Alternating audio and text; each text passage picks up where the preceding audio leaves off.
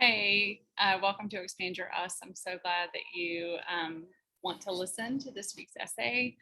The end of the year always makes me reflect on the year behind us. And as we come into this week of Thanksgiving and think about Advent starting on Sunday, I have been thinking a lot about how hard this year's been. And in some ways, this year's awful has felt like a continuation of last year's awful. So I decided this year that I needed Christmas music early. I listen to NPR pretty much anytime I drive or cook. But during Advent, from Thanksgiving to January, I replace the news with Christmas tunes. And it's a lovely thing to spend a 12th of the year revisiting songs that hold keys to the memories of my life. This year, instead of waiting for turkeys to make my annual switch, I started on November 4th. It occurs to me, even as I write that date, that early November holds significance to my family. The week of November 4th marks the day we gathered at the courthouse for a judge to tell us we were officially and legally, now and forever, the family of Stella. We began adopting her before she was born, as her mom chose to become part of our forever family, too. She talks about knowing we were the ones, that we would raise Stella with big brothers and a good dose of chaos, all rooted in long gathering love. And the truth is, she really loved Josh and loved his heart and wanted loved to think about him being a dad to her daughter. But she sensed in us that we would stay the course as long as we had breath. And she wanted that kind of loud, fun, head shaking love for her little girl. I think maybe the first week of November should always kick off Christmas for me, now that I think about it. Today, or earlier this week, Stella and I were driving to church and a bluesy jazz piano version of Silent Night began to play. The chords were often minor and sustained, and it gave this familiar carol a darker tone. Recognizing the song, Stella asked, "Why does this Christmas song sound sad? Christmas is supposed to be happy."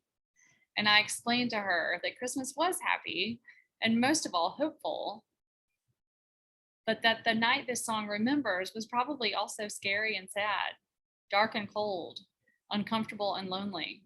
But that's how hope works. It doesn't show up at the end of the sad. Hope coexists within it.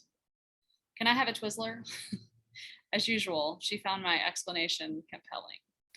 Her interest notwithstanding, I offer us a reminder as we enter Advent. Hope and lament coexist in the community of God.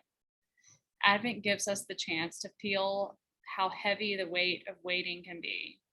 It is sacred weight, grounding us in the divine intention of God to come near when we need rescue. Needing rescue does not mean faith is lost or that despair will win.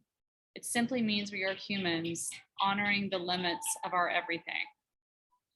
The bluesy music that Stella heard carries this message with no words at all. There is a lesson here as well, and that is to remind us to look to those who have suffered long when we face our own dark nights.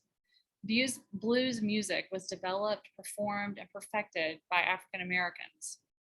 It's an artifact of their culture, an evolving, shared act of creation that acknowledges the legacy of song as balm as it pours forth lament. Blues music reflects the African diaspora, the belonging in home unvisited, the rootedness in a history full of holes. Blues music uses all the keys, black and white, and finds a melody in the discordant notes. The blues, in that way, are the perfect vehicle for songs of Advent.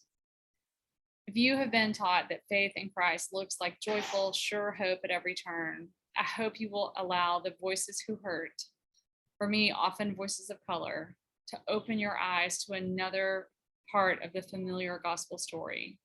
God comes to our darkest spaces, sometimes to rescue and pull us out, but often just to join us in our poverty. Kings brought Jesus gifts in those early days, but they did not rescue him from his poor, oppressed existence to live comfortably in a palace. God chose to heal humanity with the gift of presence, of shared suffering, of recognizing hope in the midst of despair. The first week of the Advent season, now for me, the first week in November, reminds me of that that knowing God means knowing we belong in a way that expands our capacity to carry the burdens of others.